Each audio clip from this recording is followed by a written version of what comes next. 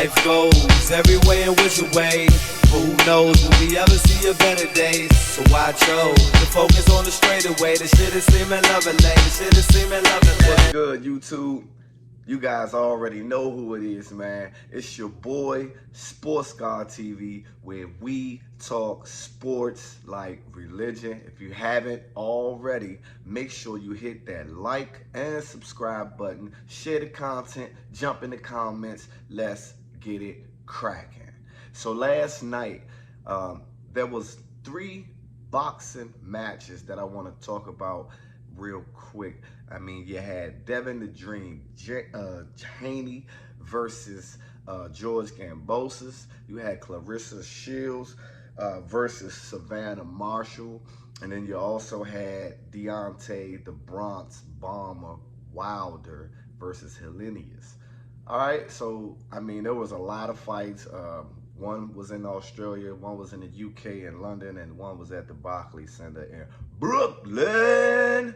Yeah, man, but first I wanted to talk about the rematch between Devin the Dream Haney and George Kambosos. Devin the Dream Haney, now 29-0, 15 knockouts in the rematch versus, like I said, George Kambosos, who was 20 and now with 2 losses, both to the Dream, and 10 knockouts.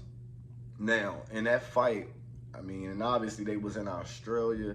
Haney went back over there. He pretty much said it, man. There was nothing that Kambosos can do to offset. He done seen everything that he has to offer. He has no power. He told him that at the press conference. I don't know what that did to Kambosos' confidence. I mean, he didn't talk as much as he did the first time around. And Kambosos, that being said, but watching the fight, man, I mean, he came out a little awkward. He tried to switch to southpaw, try to give Haney different looks, come in different angles and things like that. But I'd say, like, pretty much after that first round, from the second on, until the end, because it was a unanimous decision by Devin the Dream Haney, he pretty much picked him apart. I mean, he picked him apart. He timed his shots well. He figured the movement that Kambosos was doing was just trying to offset him and try to offset the timing. But Devin the Dream Haney is a smart, intelligent boxer, and he used his intelligence and his ring IQ and ring generalship to pretty much sit down and time Kambosos. And Devin the Dream Haney was standing right in front of him. He was making him miss. He was taking whatever he did deliver and countering him with that straight right. He threw his hook a lot more than I seen in the first fight. Actually, he was more dominant this time around versus the first fight. I mean, Kambosos just didn't have anything coming. I mean, he had a on night when he fought Teofimo Lopez that night, because that was just an all-out brawl. But when you're going against a Devin Haney, who is a smart boxer, and you guys know I put him in my top 10 pound for pound list. But how can you debate the undisputed, lightweight champion of the world, man? Devin the Dream Haney, he's earned the respect.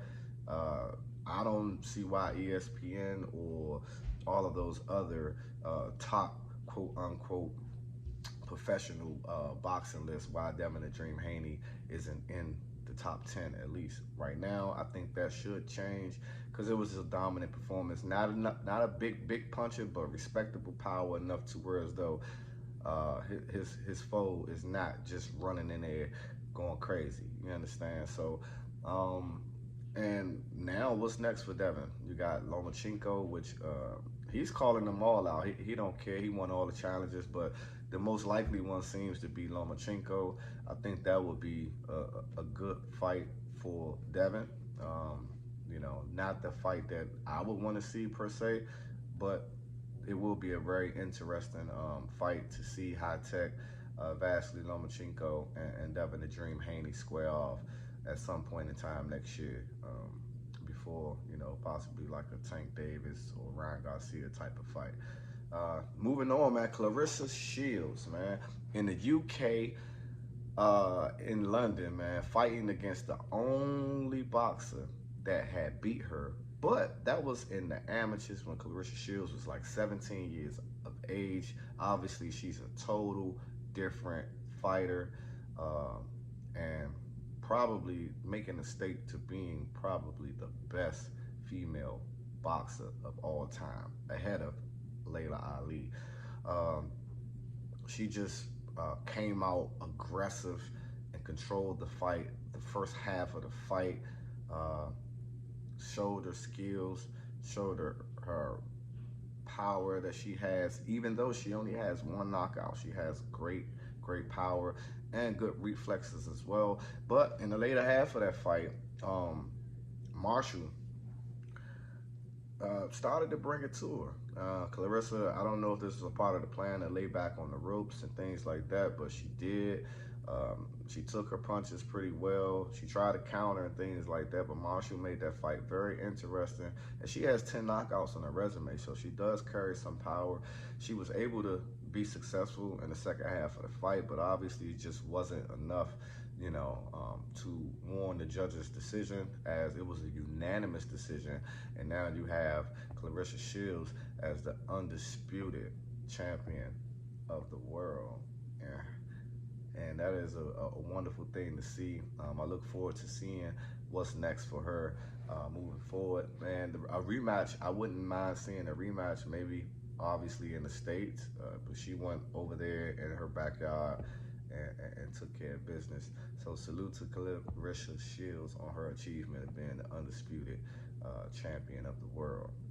And then last but not least, man, the Bronx Bomber made his return to the ring.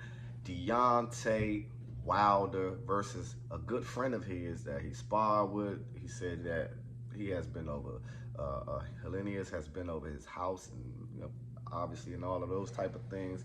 Man, he made his return to the ring. And if you decided that you wanted to get up, maybe use the bathroom, go fix you a drink or anything like that, and think you was, you know, you was gonna get back in time, man, well, look here, first round knockout. Can you believe Deontay Wilder only landed 3 punches? The third one being the knockout. And he didn't even have all the force behind that right hand. It kind of reminded me when Rolly jumped into Gervonta's quick straight left hand. But in Wilder's case, it was the right. It didn't look like it was a lot of power and force behind that, because he ain't have enough room to wind up. But he hit him on the button. It was flush. And the guy was just out. It just lets you know the reason why Deontay Wilder is so dangerous. As he says, you have to be perfect for 12 rounds and fighting me. I just have to be perfect for 1 punch. And that punch was perfect. It put him back on the market. I mean, after a grueling trilogy with Tyson Fury, obviously the first fight, I believe Wilder should have won that. I believe they gave Tyson Fury too much time, maybe like 13 seconds. But clearly the other 2 fights went Tyson Fury's way. But after those 3 grueling fights and him taking time off from boxing and getting himself recuperating everything, that's a good way to come back out. And I mean, you got people, he calling people out there, Usyk, Joshua, he been wanting.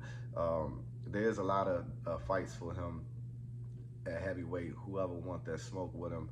He says he wanted to fight until he's 40 years of age. He's 37 right now. 42 wins. I mean, 43 wins, 2 losses, 1 draw, and 42 knockouts. That is astonishing when it comes to the percentage, knockout percentage, man. I look forward to seeing what's next for Deontay Wilder as well. But it's your boy, Sports God TV. If you haven't already, make sure you hit that like and subscribe button. Share the content, jump in the comments. Let's get it cracking. And I'm out. Till next time. Life goes every way and which way. Who knows, will we ever see a better day? So I chose to focus on the straightaway. The shit is seeming lovely. The shit is seeming